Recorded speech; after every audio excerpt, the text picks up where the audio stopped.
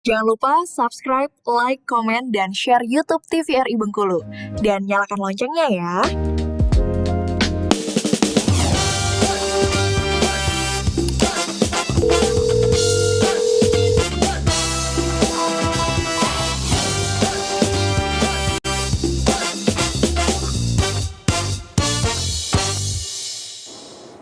Terima kasih pemirsa, Anda masih bersama kami di Dokter Kito Besamo Kita Sehat. Kita lanjutkan perbincangan kita masih terkait dengan narkoba.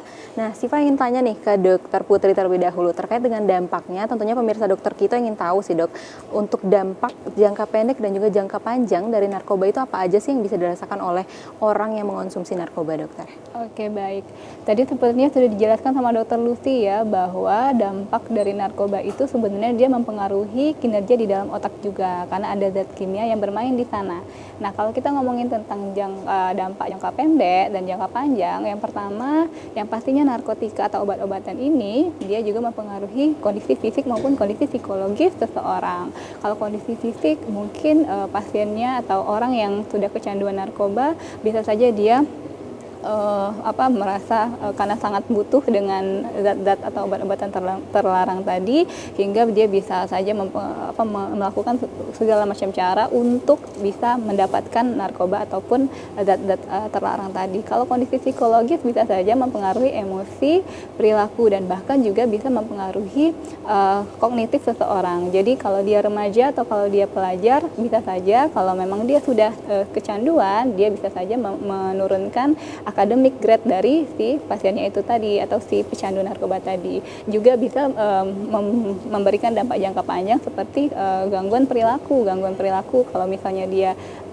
adiktif atau sakau ya, kalau kita bilang, dia bisa saja membuat onar di masyarakat atau bahkan mungkin mencuri untuk bisa mendapatkan zat-zat ini tadi, begitu. Baik, tentunya yang paling dipengaruhi adalah otak ya dok ya. Tadi Ya, bisa menyebabkan aditif dan juga meningkatkan kadar dopamin sehingga dia kecanduan tadi. Betul. Baik, kita kembali lagi nih dok. Tadi udah disebutkan beberapa jenis dari narkotika. Ternyata nggak cuma satu jenis, tapi banyak sekali jenis narkotika di dunia ini ya dok ya. Mungkin boleh langsung dilanjutkan dok, biar pemirsa dokter kita nih tahu juga nih. Ternyata banyak sekali untuk jenis narkotika. Silakan, Kita lanjutkan ya. Narkotika golongan 1 itu tadi ya opium mentah masak. Kemudian ada tanaman, daun kokain mentah atau masak, heroin, metamfetamin, dan tanaman ganja. Mungkin metamfetamin ini rekan-rekan ini nggak tahu, ini yang disebut dengan sabu-sabu.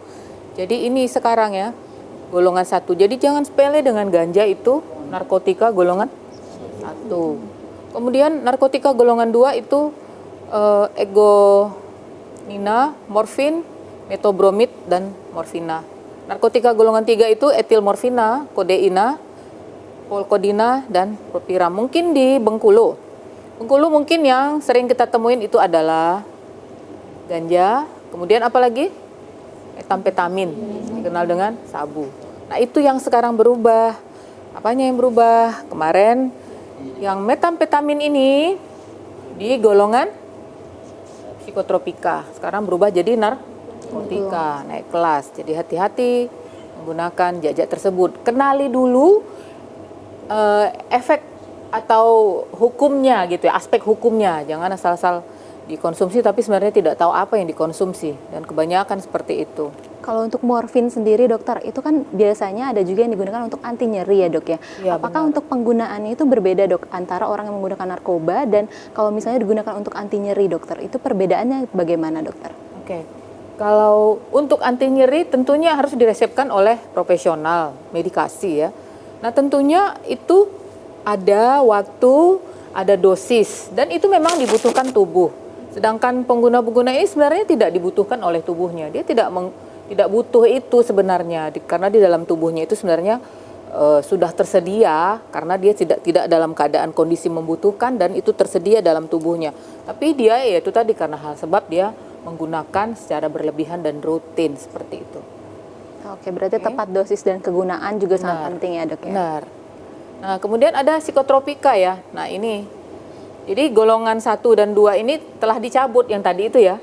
Metamfetamin itu dulu kan golongan 2 kalau tidak salah ya. Di psikotropika dia sudah naik ke golongan narkotika golongan 1. Jadi oleh karena itu dengan berlakunya undang-undang narkotika itu dan undang-undang psikotropika ini masih berlaku, kecuali lampiran yang tadi itu ya, jenis-jenisnya golongan 1 dan 2 itu ada ya. Coba silakan di searching saja ya.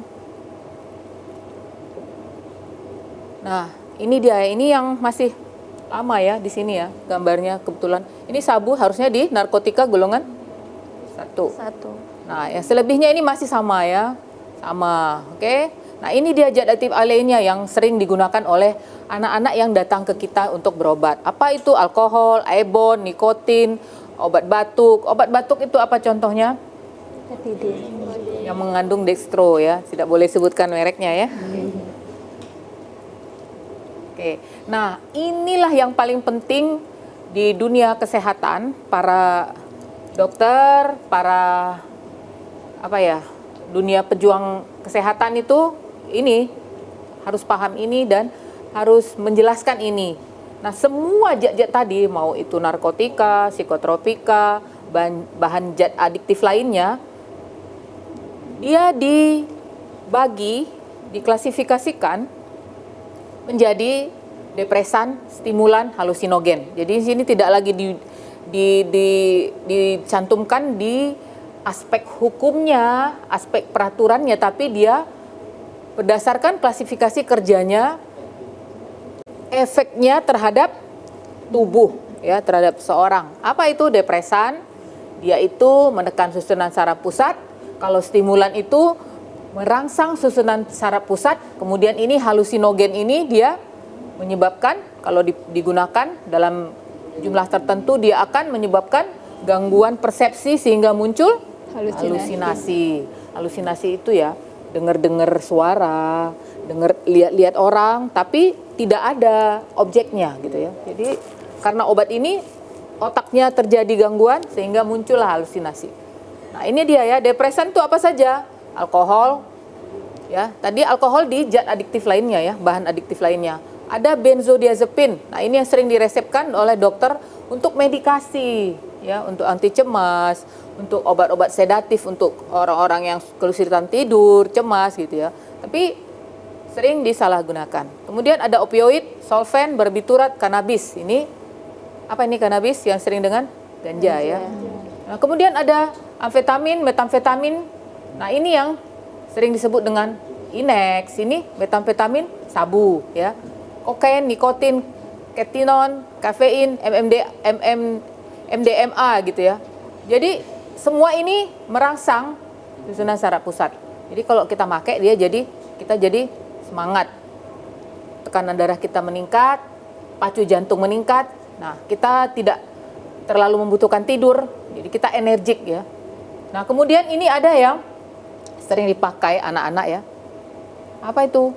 Jamur. Lem, apa lagi? Meskalin, jamur ya. Kanabis. Kemudian ada jamur ya, jamur magic, kotoran sapi gitu ya. Dan itu tadi obat-obat batuk ya. Tapi itu bukan dia di sini, tapi dia di stimulan ya, yang obat-obat batuk itu. Nah, yang sering digunakan apa?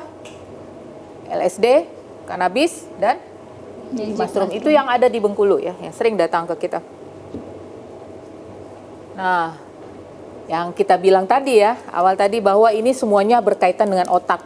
Jadi tidak usah kemana-mana pikirannya, semuanya berkaitan dengan otak ya.